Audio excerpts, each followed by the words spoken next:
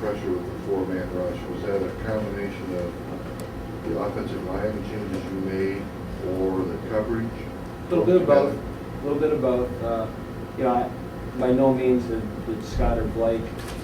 You know, I think at times they played well. They held up pretty well, but you know, certainly they did a good job in coverage. And when you're dropping 7 guys and there's a lot less pressure, it allowed the four-man rush to develop. And I don't. Was it a huge difference? No. There certainly was a couple of times where, you know, I think Tyler's been used to having, you know, maybe a fraction of a second or a second longer than he had. You know, part of that obviously is we're missing our left side, and part of that is Central Michigan's good. I think in terms of the four-man rush and bringing pressure, they're the best team that we've seen since Marshall with their ability to do that.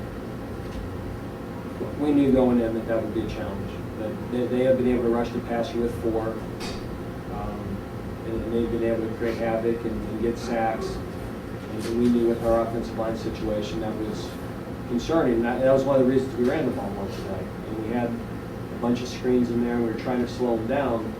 But when we were down 14 points in the fourth quarter, you lose the ability to do that. And when they can pin their ears back, you know, it got us in a little bit of trouble. You were concerned with Central's ability to run the ball, and they showed they could because they ran, you know, the triple option concept with the back and the ground coming in motion, and Fever had over 100 yards in. And we have not really defended the run well all year. I mean, that was a concern going into the season. Held up against Troy, you know, when you just go down the line, and teams, once they get that going against us, you know, we're a little undersized up front, we're not getting off the blocks, and we're missing too many tackles. And the film's out there and people see it. So, you know, we junk it up a lot, we bring a lot of pressure, we try to, you know, create some matchups. But when you don't tackle well, the guys make you miss. It becomes tough. We just got to do a better job of wrapping up. I mean, we had, you know, the one touchdown that hit Antonio Brown on, and we had a third down that we had a free rusher right in the backfield. He was right on the Fever, and the Fever broke the tackle. And then, you know, when we gave him the ball on the 35-yard line, it's still 17-10. You know, they have the clip, so we get them 1st and 20. You know, we miss a tackle, 2nd and 8. It's 3rd and 8. We miss having a pick. And then on 3rd and 8, we pin him back there. Nobody's open. He scrambles and he makes 3 guys miss. And that's what good players do. I mean, he's a really good athlete, and you know, in some cases, he was a better athlete than the guy trying to tackle him. And that's where you really have to gang tackle, and you have to have pursuit. And with a player like that, if it comes down to a one-on-one play in space, he makes a lot of people look bad. Not, you know, that's what he does. That's why he's so good.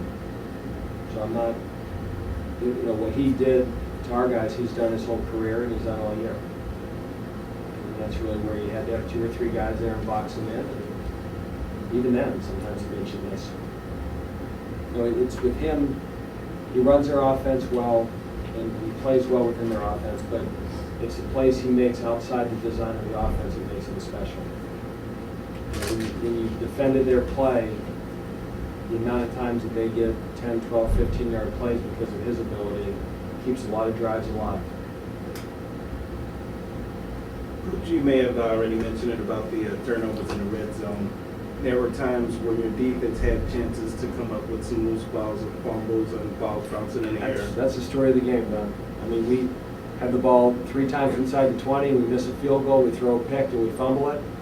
And there's times that we tip balls that thing was in the air for, it seemed like forever.